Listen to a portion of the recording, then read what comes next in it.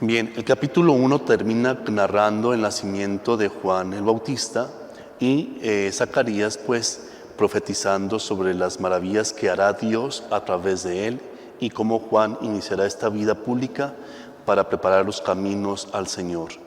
El capítulo 2 inicia con el nacimiento de Jesús. Les ha nacido un Salvador.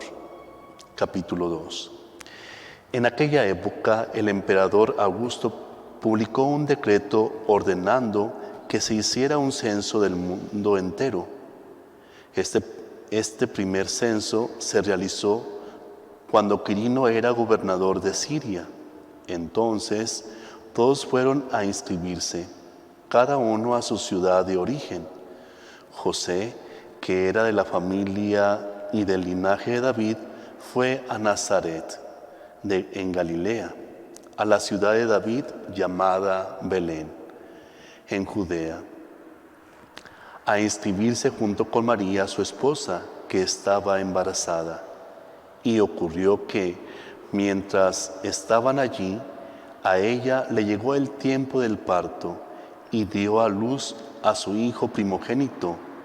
Lo envolvió en pañales y lo acostó en un pesebre, porque no había lugar para ellos en la habitación.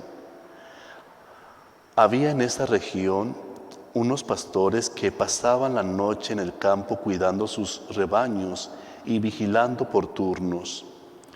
Se les apareció un ángel del Señor y la gloria del Señor los envolvió en su luz. Ellos se llenaron de temor, pero el ángel les dijo: no teman, porque les anuncio una buena noticia que será una gran alegría para todo el pueblo.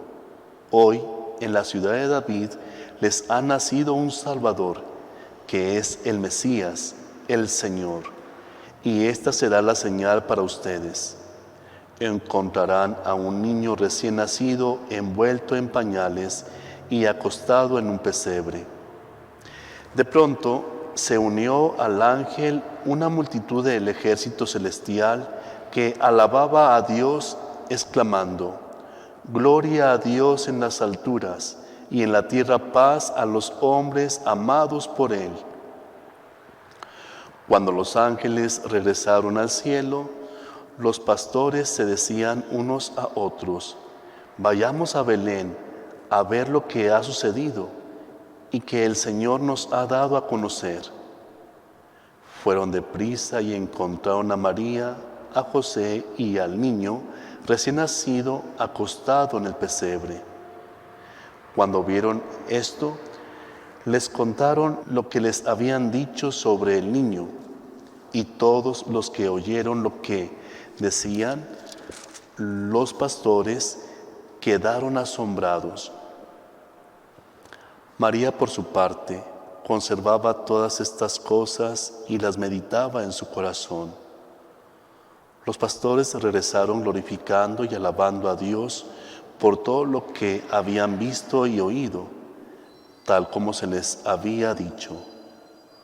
8 días después, cuando llegó el tiempo de circuncidar al niño, le pusieron el nombre de Jesús, nombre que le había dado el ángel antes de que fuera concebido.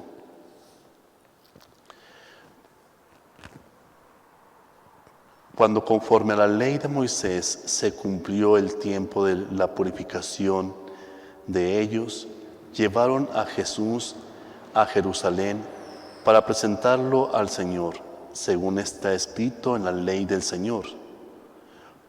Todo primer hijo varón deberá ser consagrado al Señor, y para ofrecer un sacrificio como lo ordena la ley del Señor: un par de tórtolas o 2 pichones. En Jerusalén había un hombre justo y piadoso llamado Simeón, que esperaba el consuelo de Israel, y el Espíritu Santo estaba sobre él.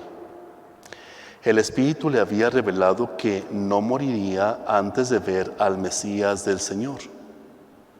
Conducido por el Espíritu, Simeón fue al templo, y cuando los padres introdujeron a Jesús para hacer por él lo que se acostumbraba según la ley, Simeón tomó al niño en sus brazos y bendijo a Dios diciendo: Señor, ahora puedes dejar partir a tu siervo en paz, según tu palabra, porque mis ojos han visto tu salvación, la que dispusiste a la vista de todos los pueblos, y es luz que se revela a los paganos y da gloria a tu pueblo Israel.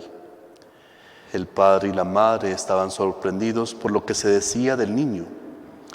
Después de bendecirlos, Simeón dijo a María, la madre: Mira, este niño está puesto para que muchos caigan y se eleve en Israel, y como un signo que provocará enfrentamientos, para que queden al manifiesto las intenciones de muchos, y a ti una espada te traspasará el alma. Había también una profetisa que se llamaba Ana, hija de Fanuel, de la tribu de Aser. Era una mujer anciana que se había casado muy joven y había vivido con su marido 7 años, y ya era una viuda de 84 años. Nunca abandonaba el templo. Día y noche rendía culto al Señor con ayunos y oraciones.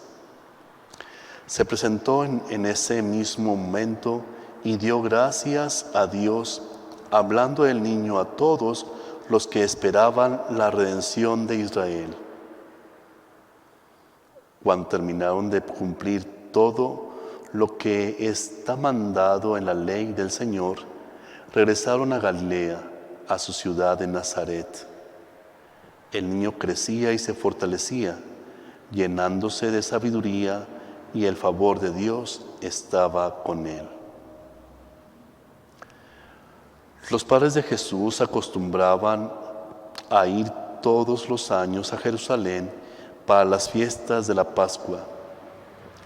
Cuando cumplió 12 años, subieron a celebrar la fiesta como lo hacían siempre.